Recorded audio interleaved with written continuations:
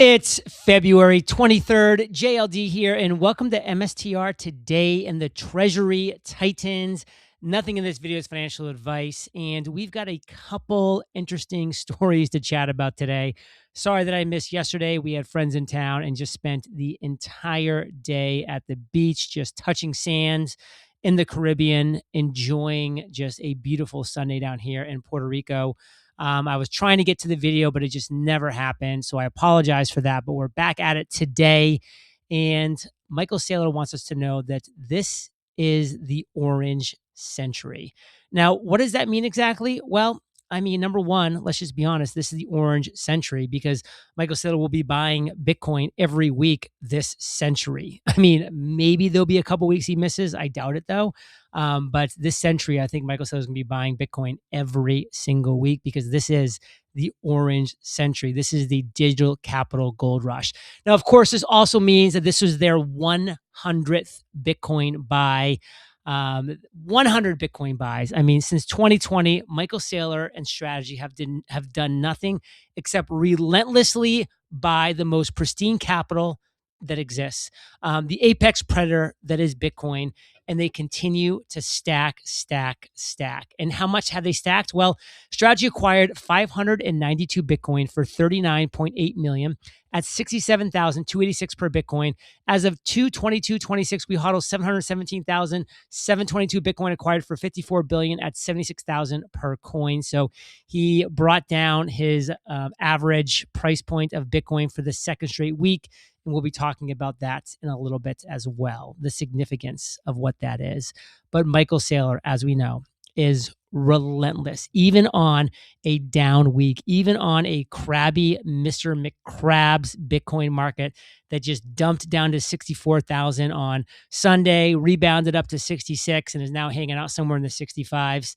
I mean, somehow Michael Saylor is still buying Bitcoin. This is absolutely astonishing in a great way. I mean, we're going to look back and just be like, man, God, it was so great to be able to buy Bitcoin in the 60s.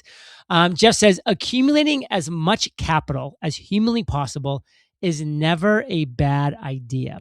Accumulating as much of the best capital as humanly possible is likely the best idea. Bitcoin is digital capital. Bitcoin is the best capital for the increasingly digital world. So all Jeff is saying is that Strategy is going to win at an exponential level. That's my interpretation. Of course, I'm sure Strive is going to do quite well as MetaPlanet and all the other Bitcoin treasury companies that are doing the right thing. Adam says Strategy has 49 billion in Bitcoin and 2.25 billion in cash. The market cap is 43 billion. The market is valuing the company at 85% of the assets it holds, but we know that Strategy isn't Bitcoin. It's a machine that accumulates Bitcoin and increases Bitcoin exposure over time for the shareholders, which is interesting why markets don't seem to value it like Bitcoin with added risk discount. Now zoom out. Look at the original top 10 technology companies in the world that they obsess over. NVIDIA, Apple, Alphabet, Microsoft, Amazon, TSMC, Meta, Broadcom, Tesla, Samsung. Their average asset backing is 18%. That means the market is paying 5 to 6x book value for the overwhelming majority of their worth, not for the fabs, the stores, the servers, the inventory, but for the story. The code, the network effects, the AI moats, the we will own the future narrative. In other words, investors are happily paying 82% air premium for constructs that AI will make replica at near zero marginal cost. This is the deepest category error in modern markets. AI is an entropy engine for software. Every line of code, algorithm, and proprietary model is now subject to thermodynamic dissolution. Open source agents, multimodal training, and at planetary scale and energy arbitrage will commoditize what was once considered permanent intellectual property. The growth multiple is a multiple of faith and scarcity that no longer exists. No AI can dream more Bitcoin into existence. The market is pricing the machine at a negative value while pricing the soon-to-be commoditized code at a massive positive optionality. The real added risk discount is the other side of the ledger on every company whose valuation is 80+% narrative in a world where narrative is about to be automated into irrelevance. Choose your scarcity wisely. Look at this. This is insane. That's tech assets is colored in green here. The tech premium, that's the outline. That's what, people are paying for future story. And look at MSTR down here. It is essentially a fraction of what you're seeing and almost no excess assets whatsoever.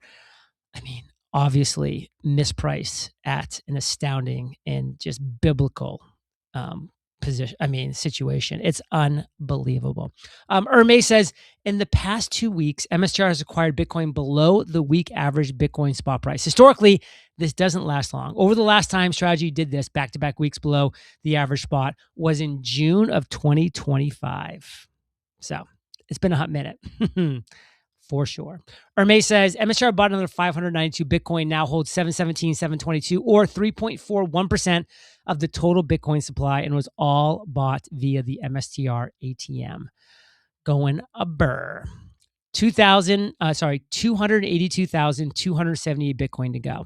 That's an average of 6,415 per week. Are we going to get there this year? We need some big weeks for sure coming up, but if and when the Bitcoin sentiment and price turns, you're going to start to see some crazy numbers back to back. Anthony says, I believe in Bitcoin's future potential more today than at any time in the past. I do too, Anthony. I really do too. And we have the final post before an epic interview, by the way, with Michael Saylor and Natalie Burnell coming up here. Stretch is one 2025 IPO that's looking pretty good. It's up 12.79% all time, as you can see. I luckily acquired down here and rode it all the way up and still holds.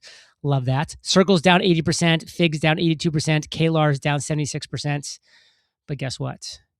Stretch is up 12.79% and holding strong. Now, I mentioned that great interview with Natalie and Michael Saylor. You're not going to want to miss that. And we're going to dive into it as soon as we get back from thanking our sponsors. When you want more, start your business with Northwest Registered Agent and get access to thousands of free guides, tools, and legal forms to help you launch and protect your business all in one place. Build your complete business identity with Northwest today. Northwest Registered Agent has been helping small business owners and entrepreneurs launch and grow businesses for nearly 30 years. They are the largest registered agent and LLC service in the U.S. with over 1,500 corporate guides, real people who know your local laws and can help you and your business every step of the way. Build your business identity fast with resources, forms, and step-by-step guides, even before creating an account. Sign up to manage your business hub with lawyer-drafted documents. Northwest is your one-stop resource, makes life easy, and keeps privacy automatic, never selling data anywhere. Don't wait. Protect your privacy, build your brand, and get your complete business identity in just 10 clicks and 10 minutes. Visit www.northwestregisteredagent.com/JLD-free and start building something amazing. Get more with Northwest Registered Agent at www.northwestregisteredagent.com/JLD-free. Scams and identity theft do not start with hackers. They start with your personal data being easy to find online. Your home address, phone number, and employment history can be sitting on dozens of websites right now, waiting to be used for fake loans, targeted scams, or worse. That information is spread across people's search pages, shady directories, and commercial databases you've never even heard of.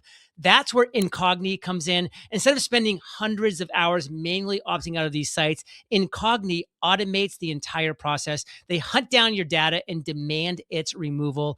Incogni doesn't just do this once. They continuously monitor these sites in the background to make sure your data doesn't reappear. I recommend the unlimited plan because when something isn't covered automatically, Incogni's custom removals feature lets you send in a specific link and a dedicated privacy expert takes care of the manual removal for you, start to finish. Remember, if they can't find you, they can't use your data against you. Take your data back risk-free with Incogni's 30-day money-back guarantee. Use code MSTR for 60% off an annual plan at incogni.com/MSTR.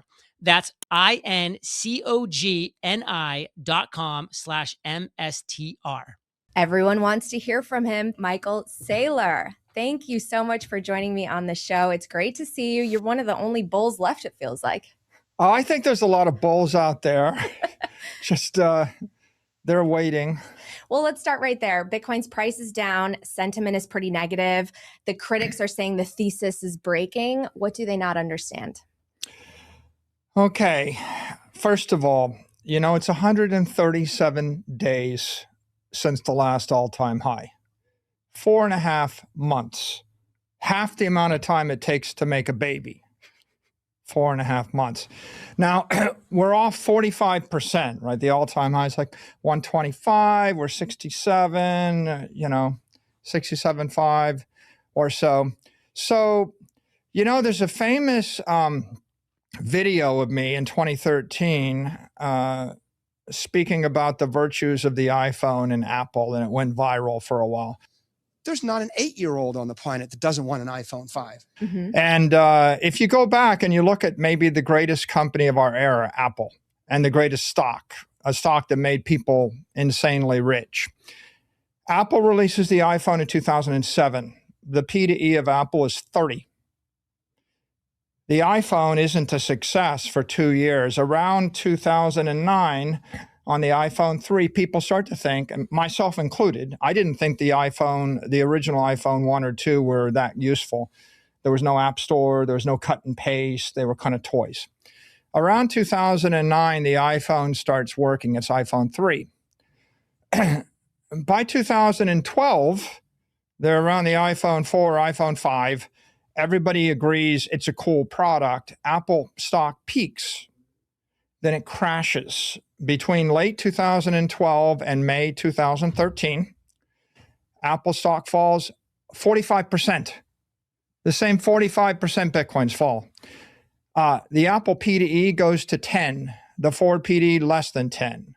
It's being valued like a tired cash cow, utility company. Like no technology, no future. People are down on it. You know how long it takes, Natalie, before Apple recovers to a P to E of 30 from 2013? Years? 7 years. 7 years. In 2020, Apple returns to a P to E of 30. So it's 13-year cycle from 2007 to 2020. The greatest company of its era, at many times the most valuable company, the most successful product, the product that 1 billion people agree is something they can't live without, maybe the most successful product in the history of the human race, takes 13 years peak to trough to peak, 7 years to recover. And you know what it took for people to give Apple the P to E of 30 again? The endorsement of Carl Icahn and Warren Buffett. Wow. 2 people who probably didn't even use the iPhone that much, if at all. You never would have read a review from Carl Icahn or Warren Buffett on the iPhone, did you? Like, are they at the top of your technology, advocate list or technology reviewer list? So that's an example of how conventional markets evaluate innovation. And here's the irony, right? At the point that I give that speech, I'm saying, hey, this is an iPhone 5. There's not a 6-year-old that doesn't want this iPhone 5. At the point I give the speech, there's general consensus that the iPhone is something you can't live without, and no one's got a product nearly as good. And yet the conventional market's counter-trading it.